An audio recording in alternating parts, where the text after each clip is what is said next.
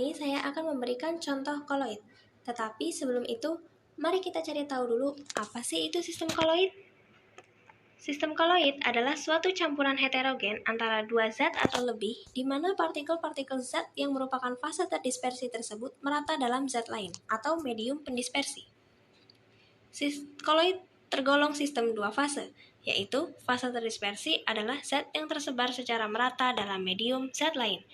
Medium pendispersi adalah zat yang menyebabkan penyebaran fase terdispersi secara merata. Berikut kita masuk ke pengelompokan sistem koloid. Yang pertama ada aerosol. Fase terdispersi berupa zat cair dan fase pendispersi berupa gas. Contohnya seperti kabut atau awan. Yang kedua ada aerosol padat. Terbentuk dari fase terdispersi berupa padat dan fase pendispersi berupa gas. Contohnya asap atau debu di udara. Yang ketiga ada emulsi. Fase terdispersi berupa zat cair dan medium pendispersi yang juga berupa cairan. Contohnya seperti susu, santan, atau mayonnaise. Yang keempat ada buih atau busa.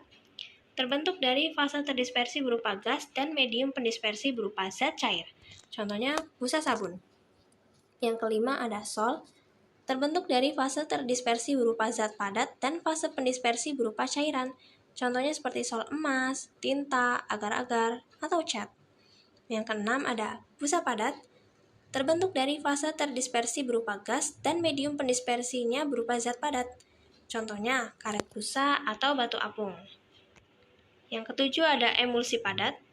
Terbentuk dari fase terdispersi berupa zat cair dan medium pendispersi berupa zat padat. Contohnya seperti keju, mentega, atau mutiara. Yang kedelapan ada sol padat. Terbentuk dari fase terdispersi dan fase pendispersi yang sama-sama berwujud zat padat. Contohnya seperti paduan logam atau kaca berwarna. Selanjutnya kita masuk ke contoh koloid, salah satunya susu. Susu termasuk koloid karena lemak dan protein yang terdispersi tidak larut sepenuhnya dalam air, tetapi tetap terdistribusi secara merata, membentuk emulsi yang stabil. Berikut proses pembuatan koloid sederhana, yaitu susu. Alat dan bahan: susu kental manis, gelas berisi air, dan sendok. Tuangkan susu kental manis ke dalam air. Kemudian aduk hingga tercampur rata.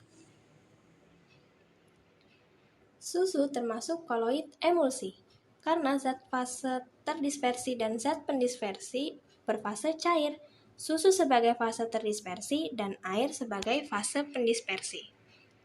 Selanjutnya kita masuk ke sifat koloid dari susu. Salah satu pembuktian sifat koloid, efek tindak, di mana cahaya dihamburkan oleh partikel koloid. Cara membuktikannya yaitu dengan menyiapkan senter dan susu. Cahaya senter mengalami penghamburan ketika melewati susu.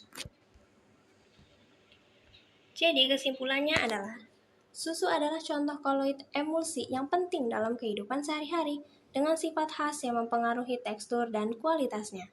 Pemahaman tentang sistem koloid membantu dalam produksi susu yang berkualitas dan memenuhi standar kesehatan.